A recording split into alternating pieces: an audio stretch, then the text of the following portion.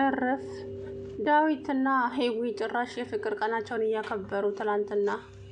አይ ዳዊት ቸኮለሃል። ግን የምር የሚቆጭህን ነገር ባታደርግ በጣም ነው የቸኮልከው። ምክንያቱም ልጅቷ እህትህ እንጂ ፍቅረኛ ልትሆን አትችልም። ሂሩት ደግሞ እባክሽን ይበቃሻል። ልጆቹ ወደ ሌላ እየገቡ ስለሆነ እውነቱን ተናገሪና ሳሮንንም ለህግ አቅርበሽ ከዛ ቤት ውጪ። እንዴ ተበላሸ እኮ ነገሩ። ምክንያቱም እንግዲህ ዳዊት ሂሩትን እዛ ቤት ከመጣ ጀምሮ ያፈቅራታል። እሷ ግን ያለፈው ህይወቷ የተሰበረችውን እያስታወሰች ሰዎችን መቅረብ በጣም እየፈራች ልቧን እንግዲህ ሳሚ ሰብሮታል። ከመስበርም አልፎ ልጇን ተነጥቃለች እና ልጇን እንኳን በአይኗ ሳታይ ነው ሳሮን የነጠቀቻት። አሁን ህፃኗም ያለችው አያቷ ጋር ነው፣ የሂዊ እናት ጋር። ሳና ሂሩት ወስዳ በረራ ላይ ጥላለች። የሂዊ እናትም አሳድጋለሁ ልጅ ፈጣሪ ነው የሰጠኝ ብላ እንግዲህ ተይ ለፖሊስ አመልክቺ በኋላ ችግር ይመጣብሻል ቢሏትም እኔ እኮ አልሰረኩም በሬ ላይ አመጣው ነው የጣሉልኝ ከዛም ወሰድኳት ብላ ለጎረቤቶቹ ተናገረች። ሳሮን ሆዬ ዳዊት ይሄን ነገር ሲነግራት በፍጹም እናቴማ የማንንም ዲቃላ ልታሳድግ አትችልም፣ እኔ ወስጄ ኤንጂ ውስጥ አስገባዋታለሁ፣ በጭራሽ እንዳታስቢው፣ ይሄንን ካደረግሽ እኔና አንቺ ያበቃልናል ብሎ አስፈራራት። ዳዊት አንቄ ነው የምገልሽ፣ እኔ ለእናቴ ሰራተኛ ቀጥርላታለሁ፣ ደሞም እኮ እህት አገኘን ማለት ነው። ሂሩት ራሱ ይሄንን ነገር ስትሰማ እንዴት ደስ የሚላ። አንተ ከየትም የመጣች ከጎዳና ተጥላ የተገኘችማ እህቴ ነች ብለህ አታፍርም እንዴ? ኧረ አንቺ ራፊ እፈሪ፣ ሴት አይደለሽም እንዴ? ቆይ ነገ ምን ይደርስብኛል አትይም? ቆይ እንዴት ነው የምትናገሪው? በሆነስ እኔ ራሴን ተጠንቅቄ ነው የምኖረው። እንደማንም ተንዘላዝዬ ዲቃላ አላመጣም። ደግሞ የሰው ዲቃላ አሳደገች ተብላ እናቴ በክፉ ስሟ ይጠራ እንዴ? በፍጹም አላደርገውም። አይ አንቺ ለይቶልሻል፣ አብደሻል። ግን ይሄንን ነገር ደግመሽ አስበዋለሁ ብትይ ውርድ ከራሴ ብሎ ጥሎ ተወጣ። አሁን ተሳካልኝ ሳሮን፣ እችን ልጅማ ከማዬ እንደምንም ብዬ ወስጄ ኤንጂ ውስጥ ማስገባት አለብኝ አለች። ከዛም አሁን እንግዲህ ትልቁ ችግር ዳዊትና ሄዊ ወደ ፍቅር ገቡ። ሄዊም እንግዲህ ስትግደረደር ቆየችና እኔም እኮ ላንተ ስሜት አለኝ፣ ግን ደግሞ ልቤ አሁንም ይሰበራል ብዬ ፈርቼ ነው እንጂ ላንተም የተለየ ስሜት አለ፣ ጭራሽ ትናንትና እፈቅርሃለሁ ብላ ቁጭ አለች። ሂሩት ይሄንን ነገር ስታይ በአይኗ ማመን አቃታት።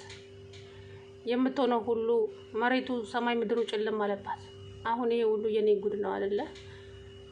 ከዛም ኧረ እባክህ ሳሚም ይሄንን ነገር ያውቃል። ሳሚ ደግሞ ሂሩትን ጎትቶ አውጥቶ ለሳሚ ማን እንደነገረው አላውቅም። ከዛም ልጅቷን የሰረቀችው ሂሩት ናት፣ ሂሩት እጅ ናት። ግን ደግሞ የት እንዳደረገቻት አናውቅም። እርግጠኛ ናችሁ ሂሩት ናት? አዎ ሂሩት ናት። እንግዲህ ሲበር መጥቶ ወደ ቤት አሰላሙ አለይኩም ወራህመቱላሂ ወበረካቱ። ውድና የተከበራችሁ ቻናሌ ቤተሰቦች እንዴት ናችሁ? እኔ ያለው አልሐምዱሊላህ። እንግዲህ ትናንትና ሄዊና ዳዊት ፍቅራቸውን ተገላለጹ። በጣም ያሳፍራል። አሁን እንደው ሂሩት የእውነት ጀግና ነሽ አውቃለሁ፣ ግን ደግሞ ሳሮንን ለመበቀል ብለሽ ሄዊና ዳዊት ህይወታቸውን ማበላሸቱ ነው። ምክንያቱም እህትና ወንድም እንጂ ፍቅረኛሞች ሊሆኑ አይችሉም። እነሱ እህታማቾች ናቸው። እውነቱን ተናገሪ እባክሽን፣ ወደ ሌላ ነገር ውስጥ ሳይገባ። ትናንትና እንግዲህ ፍቅሩን ስለተቀበለችው ደስ ብሎት አበባ ጉዝጉዞ ምናምን ነገር የሚጠጣ ወይን ገዝቶ ብርጭቆቻቸውን እያጋጩ እንግዲህ አልጋ ላይ ቁጭ ብለው ሂዊና ዳዊት ፍቅራቸውን እየተገላለጹ በጣም ነው የማፈቅርሽ አላት። እሷም በጣም ነው የምወድህ አለችው። ከዛም ሊስም አጠጋ ሲል ሂሩት ዘላ ገባች። ወይ አይጧ እያለች እንዴት እንዳሳቀችኝ እንደ አይጧ መጣች። አይጧ የምን አይጥ? አሁን እስቲ አንቺ እንደው ካልጠፋ ጊዜ በዚህ ሰዓት እንደዚህ ታደርጊያለሽ? ሂሩት ምን ነክቶሽ ነው ምናምን? እሷ እኮ አውቃ ነው ሲጀምር ማለት ነው የገባችባቸውና ከዛ ሂዊ ደንግጣ ሄደች። በቃ ልሄድ ብላ ሄደች። ወንድሜ ቆይ አንተ የቸኮልክ ግን አልመስልህም? ምን ማለት ነው ደግሞ እሱ ሲላት፣ ሴት ልጅ እንደዚህ ቶሎ ብለህ ከቀረብካት ለሌላ ነገር ነው የሚፈልገኝ እንጂ ለትዳር አይፈልገኝም ስለምትል ትርቅሃለች። ግን አንተን ለመሳሙም ሆነ ለምኑም ቸኩለሃል እንዴ? ቆፍጠን በል በቃ። እንድትጠላህ ለምንድን ነው የምታደርገው? እንድትሸሽ እያደረግካት ነው እኮ አለችው። እውነትሽንም ሳይሆን አይቀርም እህቴ። እና እሺ ቆይ ምን ላድርግ? በቃ ቆፍጠን በል፣ አትቸኩል ለሁሉም ነገር እንዴ። ጀነን በል እንጂ ምን ሆነሃል? እየሰለለች ቢሆንስ አለችው። ትክክል ነሽ፣ አሁን ትክክል ነሽ አላት። ስለዚህ ልጅቷ እንድትርቅቅ አታድርግ፣ ቸኮልክ በጣም አለችው። ምክንያቱም እንዲቀራረቡ ስለማትፈልግ ልቦናዋ ያውቃል እህትና ወንድም እንደሆኑ ማለት ነው ሂሩት። ያም ደግሞ ልጁ ይህ ልጅ ስሙ ይጠፋብኛል፣ ይሄ አዲስ የመጣው ልጅ እነሱ ቤት ማለት ነው ባቢ። እሱም ደግሞ ሳሮንን ሊበቀላት ነው እዛ ቤት የገባው። ዳዊት ደግሞ የዚህ የልጁን የባቢን አጎት የገደለችው ሳሮን ናት። ያ ማስረጃ ደግሞ ዳዊት እጅ ገባ፣ ወረቀቱ የፍርድ ቤት ወረቀት። ከዛን አምጥቶ እላዋ ላይ ወረወረ። እኔ እኮ የጠረጠርኩት ነገር እውነት ሆኗል።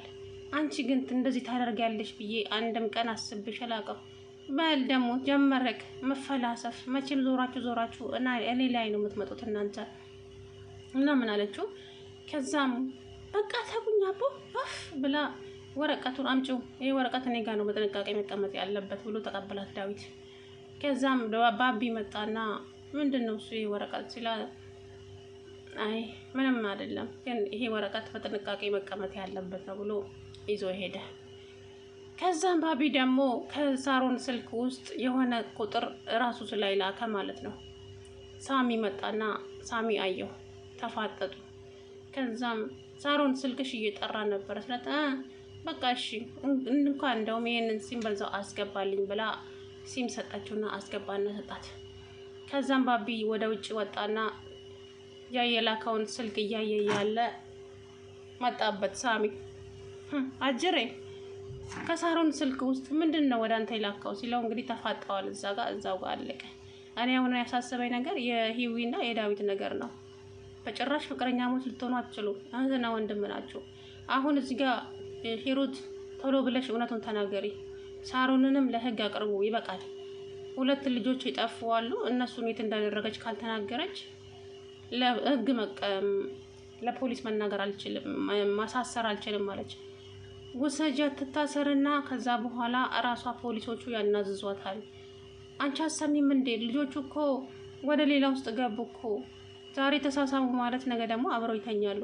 ይሄ ደግሞ ትክክለኛ ነው ሲላት፣ ምን አንተ ደግሞ እስቲ እባክህ የባሰ ጭንቀት አትጨምርብኝ ተወኝ ምናምን አለችው ማለት ነው ባቢ።